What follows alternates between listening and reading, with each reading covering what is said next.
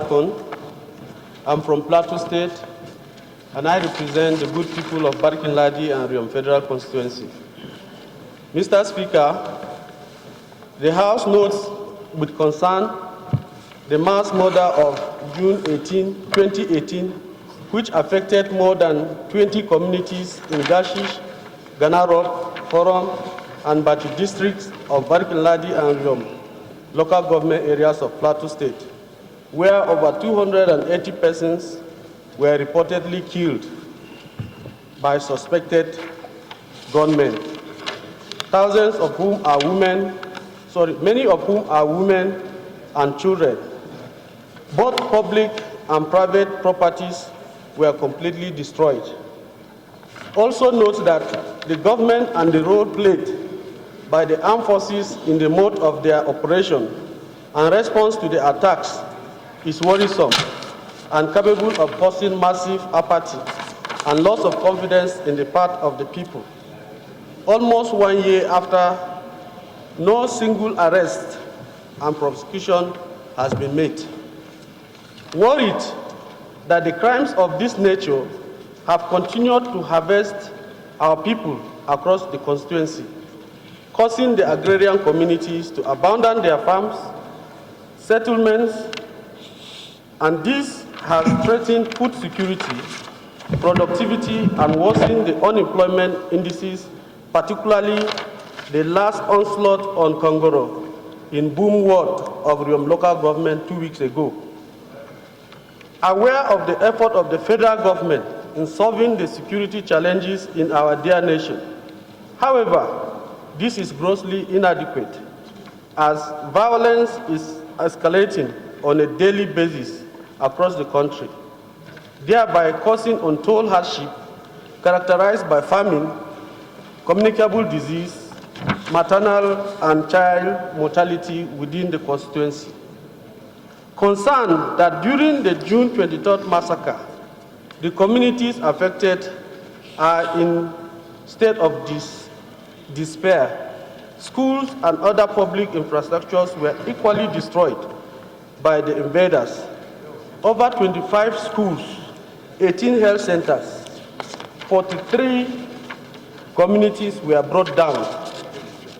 The number of the out-school children has risen to about 2,000 following a recent research presented to us. And students across these communities cannot have access to education. The total number of pupils in 11 IDP camps situated at Rawuru, Kokinban, Hepang, Gasa, Bokos, Geosciences, Sangasa community, and many others are about 13,000 persons. Recall that the federal government had pledged the sum of 10 billion naira as intervention fund to cater for the immediate needs of the IDPs. As I speak to you, Mr. Speaker, we are yet to ascertain if the funds have been released to the state or not, as the desired impact has not yet been felt.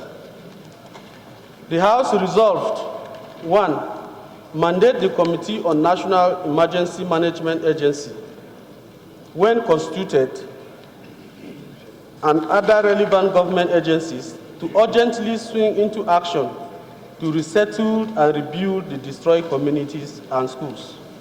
2, urge the federal government to immediately release the 10 billion naira meant for resettlement and intervention to the communities in the state charged with the responsibility to commence the projects. 3, urge the Ministry of Education through the Universal Basic Education, UBE, to assist the state government so as to commence the rebuilding of all the primary schools and secondary schools without further delay. Fourthly and finally, urge the National Primary Health Care Development Agency to also assist the state government to commence rebuilding of the destroyed health facilities. So moved. Thank you, Mr. Speaker. Any second. representing the good people of Jos South, Jos East Federal Constituency from Plateau State. Sir, Honorable Mwadkwon have said much about what is happening in his constituency and the entire Plateau State, where internally displaced persons have been displaced in the sense that many of them, even some in my constituency, have faced one or two challenges, especially the women. You find out that a lot of women within the constituency are being molested on a daily basis just for them to be able to get a square meal. It has been molested by security agencies, been molested by hoodlums within the community. And with this motion that has been brought forth, sir, it's something that we need to look as a house to urge the federal government to relocate all the internally displaced persons back to their houses. And again, sir, the Vice President, when he was in Plateau State, he said that 10 billion naira has been approved. If the 10 billion has been approved or released, I want to add to the prayer, sir, that the House should investigate where is the 10 billion naira that the Vice President said that it was approved. I so submit, sir. I'm Dr. Simon Mwadkwon. I'm from Plateau State. I represent the people of Barkin Ladi and Ropp Federal Constituency. Well, thank you. What transpired in my community or constituency that led to displacement of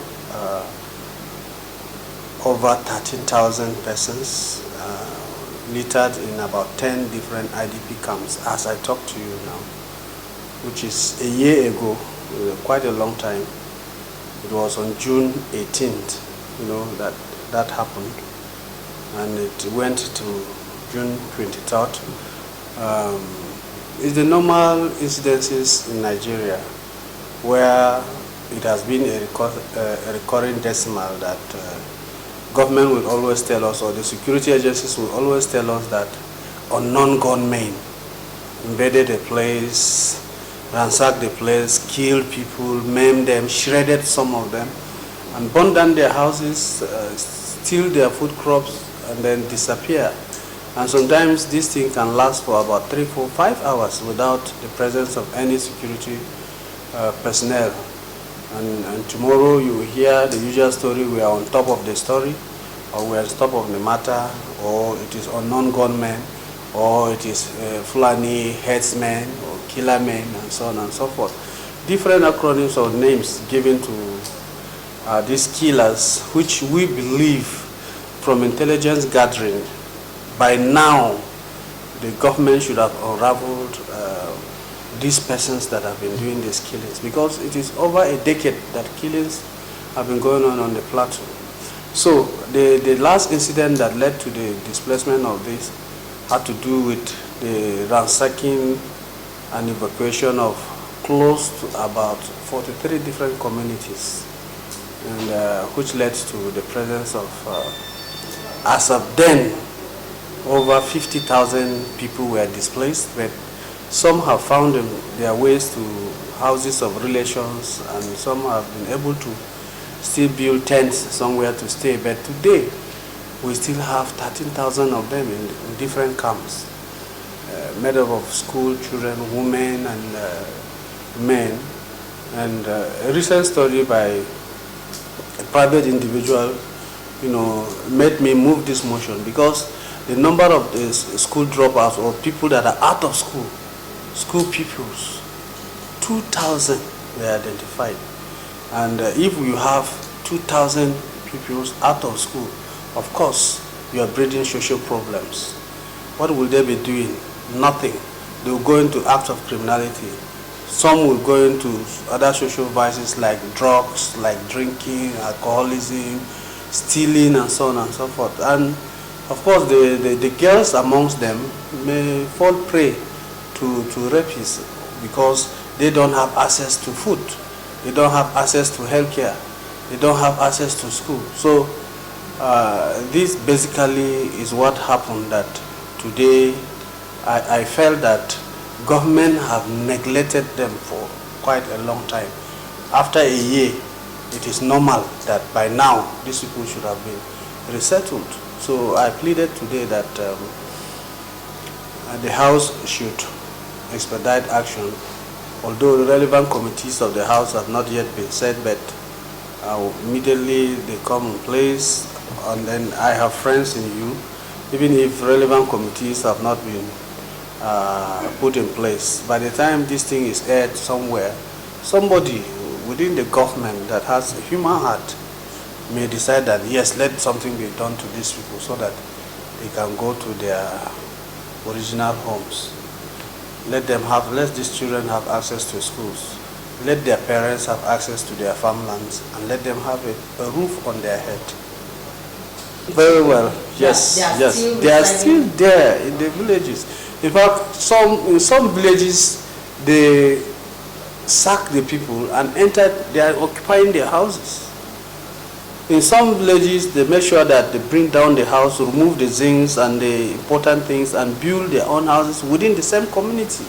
So it is, when people say you don't know them, you know, if we are living in a place, all of us are staying, assuming this is our village or our community, and then a particular ethnic nationality is killed in that community, while another ethnic nationality is living in that community, nobody needs to tell you. You don't need an angel from anywhere to come and tell you that this person is responsible for this.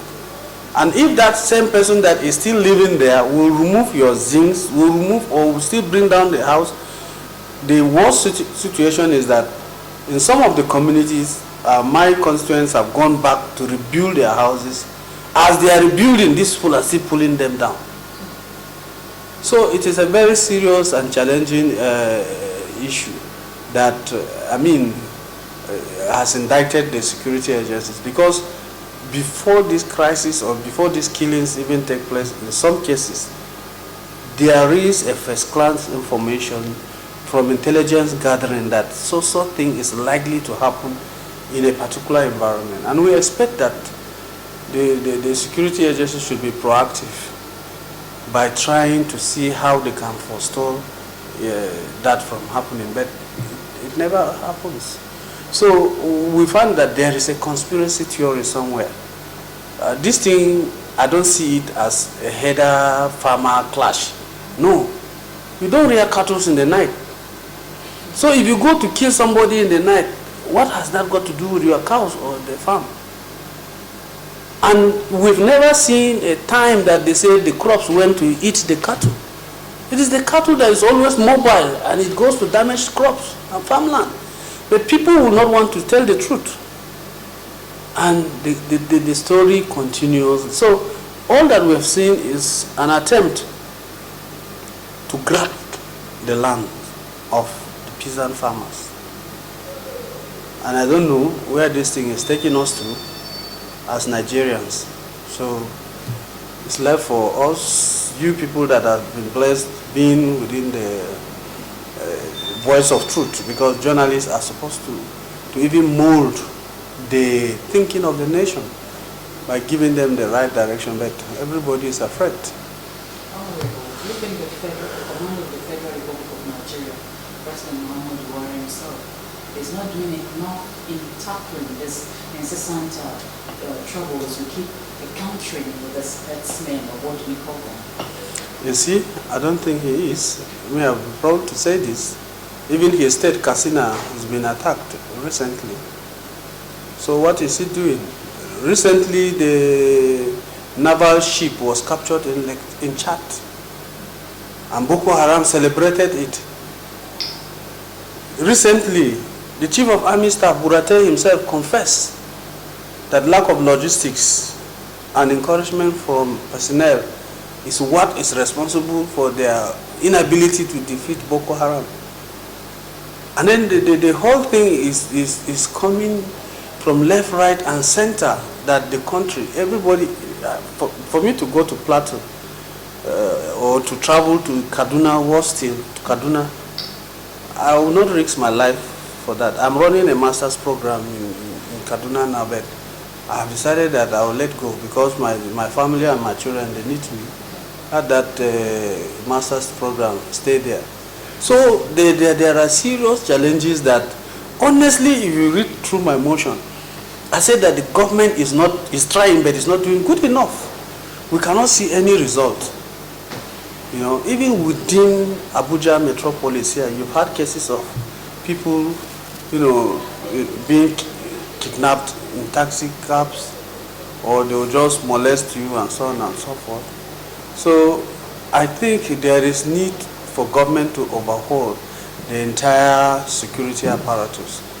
And the government can only be successful when the right person is placed in the right place. Because you find out that the government is becoming selective, a government of a family and friends.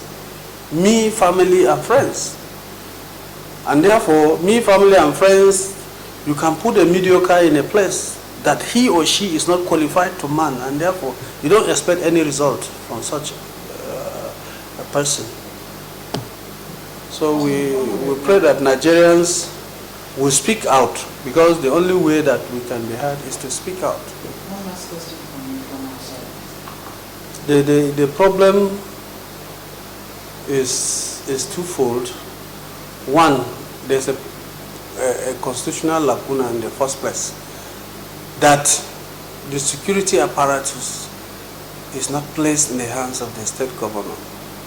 He is assumed the chief security officer of the state, but even an ant he does not command. The president is the commander-in-chief.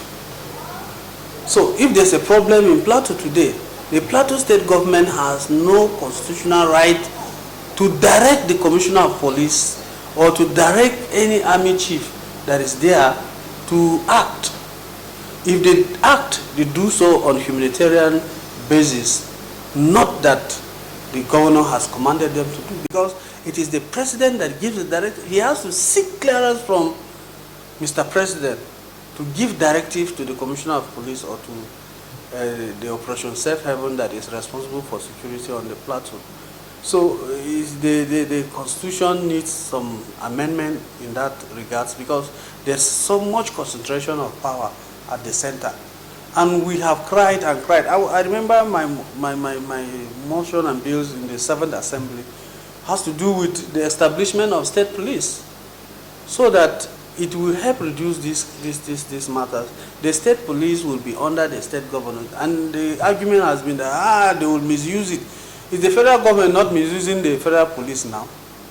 We've had cases of police going to block houses of members. The case in point is that of Dino. His house was ransacked, blocked, and he was driven to some place. Only that the man was smart, and then God was on his side. He jumped out of the moving car, and he still survived. So if we have the powers decentralized, even to the local government, before now, it will interest you, because most of you are small boys and girls, to know that before now there were local government police. They call them native authority police. So if there was native authority, the police of the native authority, that's of the local government, what is stopping Nigeria from allowing states to have a state police to reduce this problem? Because the state government cannot command the security agencies. Of course, in Plateau too, the government have its own issues. They have their own issues, whereby sometimes they play politics with security issues. Because if I'm governor today, if 10 people are killed, I will say 10 people are killed. And sometimes they will say, let's downplay the figure so that we don't arouse emotions for violence. So what about those people that their people have been killed? Are they animals? I would like to say something concerning the energy camp. We know that some money has been released for already. Did they make use of the money? I don't think, if you listen to the motion very well, I question the idea of the money. The thing was made known to us by the Vice President when he visited during the killings, and he said 10 billion will be released to resettle those in the IDP camps. And I tell you that within the local environment, the community, I was chosen to head the community on relief and rehabilitation of the people. And as a chairman of the Relief and Rehabilitation Committee, to make sure that the people get some relief and are rehabilitated, because we need to bring people that will do psychotherapy, people that will work on their emotions. They were under shock. They need to be calmed down. They need to give them food, clothing, medicine, and so on. And I got to know the total number of people. And the pronouncement of the Vice President on the release of the 10 billion, I'm telling you, I have not seen any single improvement of whatever sort. That a billion has been even be released, not 10, 1 billion, or let's say 500 million. Because if you release 500 million, the houses in the village, they are not, you can imagine the number of houses it will build, low-cost houses, 2-bedroom, 3-bedroom, and the people can build it themselves if you provide the materials for them. So both the release, both the idea of releasing of the money and the idea of the money having been released or not, I see it as a mirage. Therefore, I said that if it has not been released, let it be released. But if it has been released, we've not seen the impact. It means that calls for investigation.